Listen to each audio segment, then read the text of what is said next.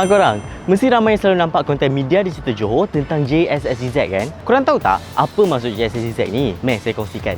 Zon Ekonomi Khas Johor Singapura ataupun Johor Singapore Special Academic Zone dan singkatannya adalah JSSEZ merupakan kerjasama strategik antara Kerajaan Malaysia, Kerajaan Negeri Johor dan Kerajaan Singapura dalam memperkuat hubungan ekonomi dan perdagangan, menarik pelaburan global serta meningkatkan peluang pekerjaan dan pembangunan industri di antara kedua-dua negara. Perjanjian JSSEZ ditandatangani pada sesi pemukiman pemimpin-pemimpin Malaysia Singapura ke-11 pada Januari 2025 di Putrajaya sekaligus menjadi tanda aras baharu dalam kerjasama rentas sempadan.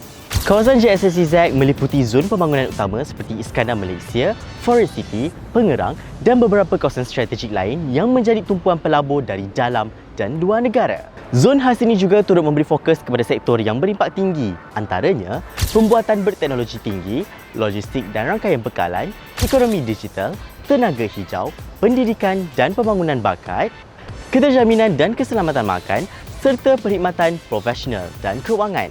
Menariknya, JSSEZ bukan saja mentransformasikan Bandaraya Johor Bahru tetapi turut memberi manfaat kepada semua daerah lain di negeri Johor. Pembangunan pelaburan, peluang pekerjaan dan kemudahan fasiliti akan turut diperluas ke seluruh negeri termasuk kawasan dalam dan luar bandar.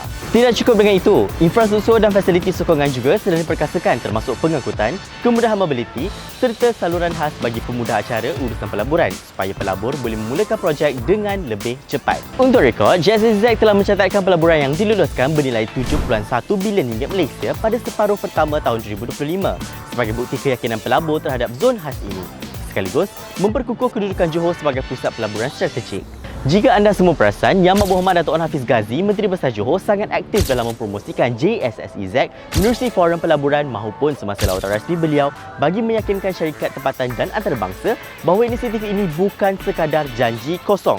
Untuk pengetahuan anda semua, matlamat utama JSSEZ sangat jelas. JSSEZ akan melancarkan 100 projek strategik dalam tempoh 10 tahun dengan sasaran awal sebanyak 50 projek dalam tempoh 5 tahun pertama. Selain itu, zon khas ini juga akan mewujudkan sebanyak 20,000 peluang pekerjaan berkemahiran tinggi yang akan menjadikan negeri Johor sebagai hub pelaburan moden, inovatif dan kompetitif. Hasil daripada JSSEZ akan memberi manfaat kepada seluruh rakyat Johor. Inilah Johor membangun dengan cara tersendiri. Jadi negeri Johor kini berada di landasan yang tepat untuk mencapai sasaran ekonomi yang diimpikan. Bangsa Johor, rebut peluang untuk kita sama-sama menikmati limpahan manfaat daripada inisiatif JSSEZ ini. Dan sekarang adalah masa terbaik untuk anda semua melihat Johor berkembang menjadi pusat ekonomi masa hadapan. Teruskan menyokong media digital Johor untuk informasi terkini dan nantikan topik-topik lain yang akan kami kongsikan di dalam segmen Tahu Tak. Maju Johor, agenda kita.